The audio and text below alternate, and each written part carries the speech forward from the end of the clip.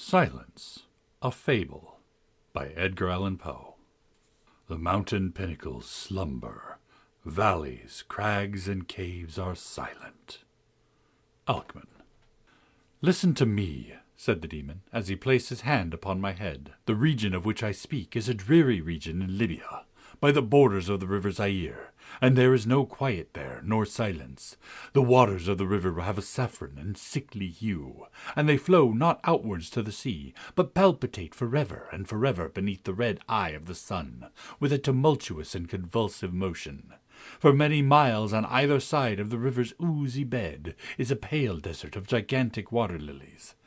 They sigh one unto the other in that solitude, and stretch towards the heaven with their long and ghastly necks, and nod to and fro their everlasting heads.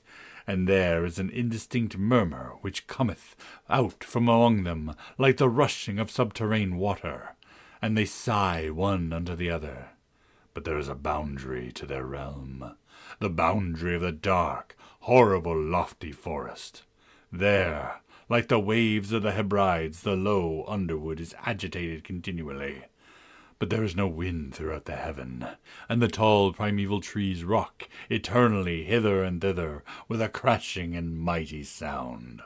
And from their high summits, one by one, drop everlasting dews, and at the roots strange poisonous flowers lie writhing in perturbed slumber. And overhead, with a rustling and loud noise, the grey clouds rush westwardly forever, until they roll a cataract over the fiery wall of the horizon. But there is no wind throughout the heaven, and by the shores of the river Zaire there is neither quiet nor silence. It was night, and the rain fell, and falling it was rain, but having fallen it was blood. And I stood in the morass among the tall lilies, and the rain fell upon my head. And the lilies sighed one unto the other in the solemnity of their desolation. And all at once the moon rose through the thin, ghastly mist, and was crimson in colour. And mine eyes fell upon a huge grey rock, which stood by the shore of the river, and was lighted by the light of the moon. And the rock was grey and ghastly and tall, and the rock was grey. Upon its front were characters engraven in the stone. And I walked through the morass of water lilies until I came close unto the shore, that I might read the characters upon the stone. But I could not decipher them. And I was going back into the morass when the moon shone with a fuller red, and I turned and looked again upon the rock and upon the characters, and the characters were desolation. And I looked upward, and there stood a man upon the summit of the rock, and I hid myself among the water lilies that I might discover the actions of the man. And the man was tall and in stately form, and was wrapped up from his shoulders to his feet in the toga of old Rome. And the outlines of his figure were indistinct, but his features were the features of a deity. For the mantle of the night, and of the mist, and of the moon, and of the dew, had left uncovered the features of his face. And his brow was lofty with thought, and his eye wild with care, and in the few furrows upon his cheek I read the fables of sorrow and weariness and disgust with mankind, and a longing after solitude.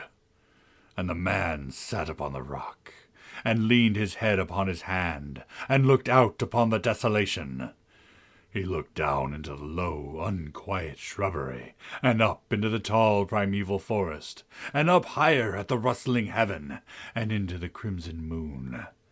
And I lay close within shelter of the lilies, and observed the actions of the man, and the man trembled in the solitude. But the night waned, and he sat upon the rock.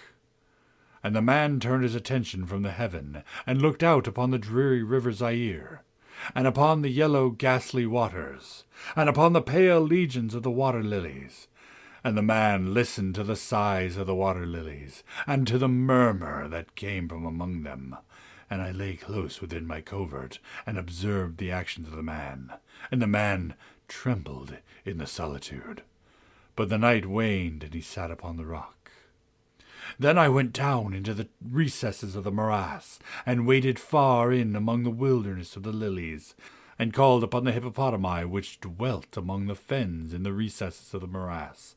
And the hippopotami heard my call, and came with the behemoth unto the foot of the rock, and roared loudly and fearfully beneath the moon.